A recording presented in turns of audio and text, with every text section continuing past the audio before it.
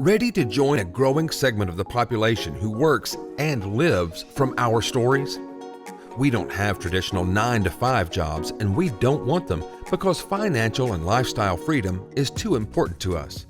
The writing and entrepreneurship community, sharing stories and making bank along the way, is our way of life. Inside each episode, you'll learn business, mindset, and writing growth tips, lifestyle hacks, and marketing strategies for growing an online writing or lifestyle business from scratch, right from the comfort of your home. The podcast is designed to uplift, inspire, and add a little extra presence to your everyday with your host, Susan Kiley, a no BS book coach and strategist, speaker, and author. Susan helps people tell their stories by tapping into their bold message, shape words to resonate with their audience, and produce a story that has a powerful impact on the world. Welcome to the Writer Insider. Here's your host, Susan Kiley. We are talking about saying yes to you. You are important. Hey there. Thanks so much for joining me on the episode of the Writer Insider. Today, I want to address one of the most common comments. It's usually not a question. It's usually a comment, like a definitive statement I hear from people when I talk about you or saying yes to you.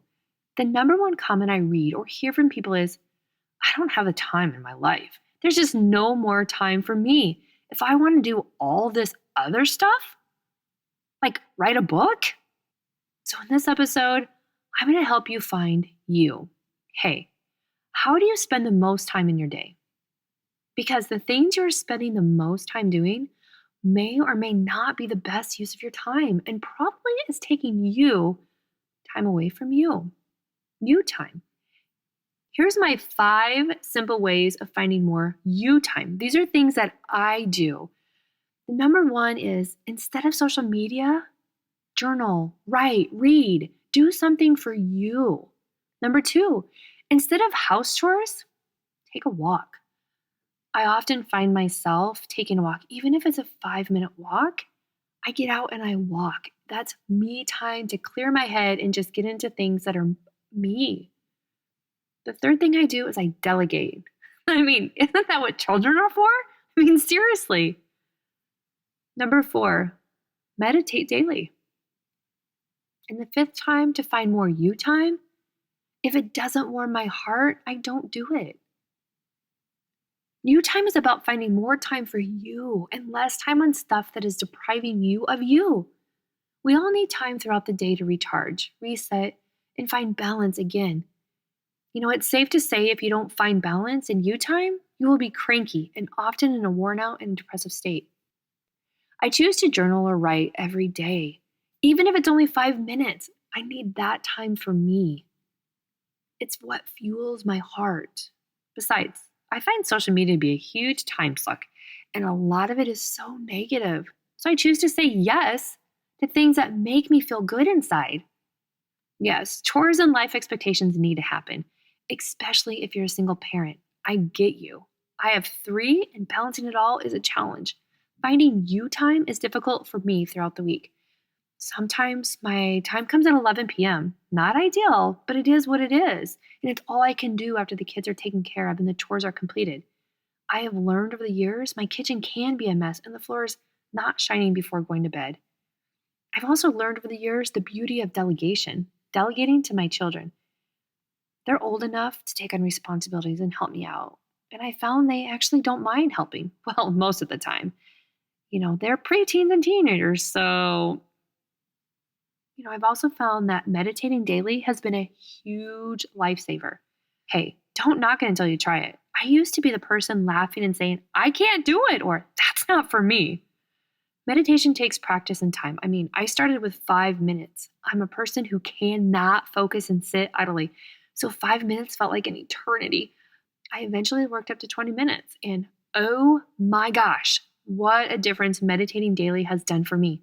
I get it might not be for you, and that's cool. Believe in the process of saying yes to you. The ultimate way I find me time is, if it doesn't warm my heart, I don't do. I truly believe that one shouldn't do things that doesn't feel good to the soul. Sometimes this can be difficult. I get it. But overall, I believe there's always options and ways to feed the heart with warmth. Trust, believe, prepare. Often say I trust and believe in the universe. The universe has my back, my side, and all parts of me, and I need to prepare for what is about to happen. Even when I have setbacks, I allow myself that moment or sometimes a day of self-pity and wallow in why me land until the voice inside is louder and has had enough. You can do it. Get your booty up and do it again. That's the inner voice. I believe our inner voice knows best how to say yes to you and no to all the other stuff in life. I surrender to the voice. I pick my booty up and keep pushing forward through the muck, the darkness, and setbacks. Because I know the universe has a plan, and that plan does not involve sitting on the couch with a bag of barbecue potato chips, a root beer, and a series of sappy movies. But hey, sometimes we need to do just that for saying yes to you. Believe, choose, move. There's no one-size-fits-all answer to how to say yes to you. When I say yes to me, it's about keeping myself grounded, sane, and moving forward. It's not being selfish, it's being smart. Every person must do something for self. If you don't, you will end up being burned out, lonely, cranky. The list of negatives is endless. So, if I'm choosing yes, then I focus on two aspects of my life that mean a crap ton of happiness: writing and exercise, health. Choosing yes. I choose writing. I write and write. When I knock off a first draft, I celebrate. It's a celebration-worthy exercise. After all, because it represents accomplishing something that 99% of the human population will never accomplish. Sure, a lot of your friends and family will say things like, I've been meaning to write a book. I just can't find the time.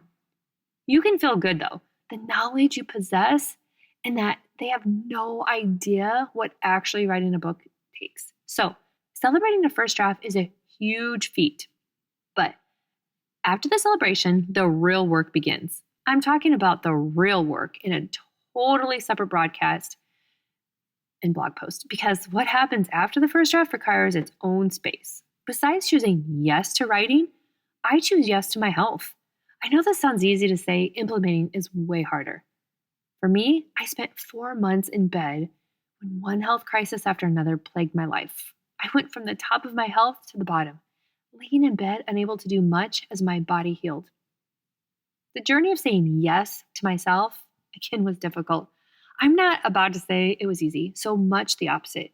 My body had changed so much during that time, I had to fight twice as much to get even a little of the results I'd previously seen. So yeah, I understand the struggle of saying yes to you, to your health, but I truly believe in saying yes to you, to your health.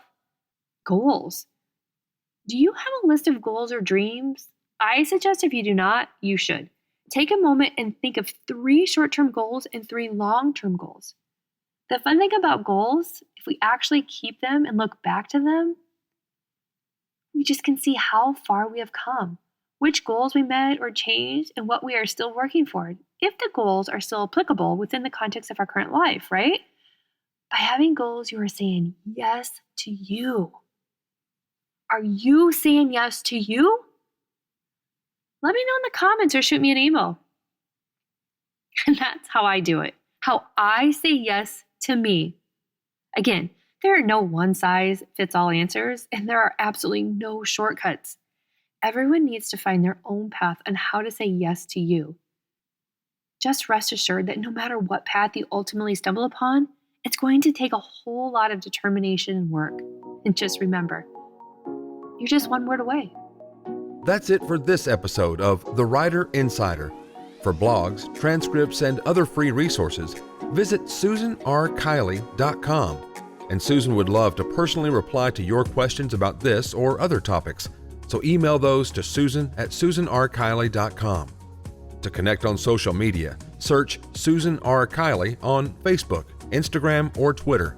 Or you can even send snail mail to HSL Media, 13110 Birch Drive, number 195, Suite 148, Omaha, Nebraska, 68164. The Writer Insider, produced by Susan Kiley and edited by me, David L. White. You time is about finding more time for you and less time on stuff that is depriving you of you.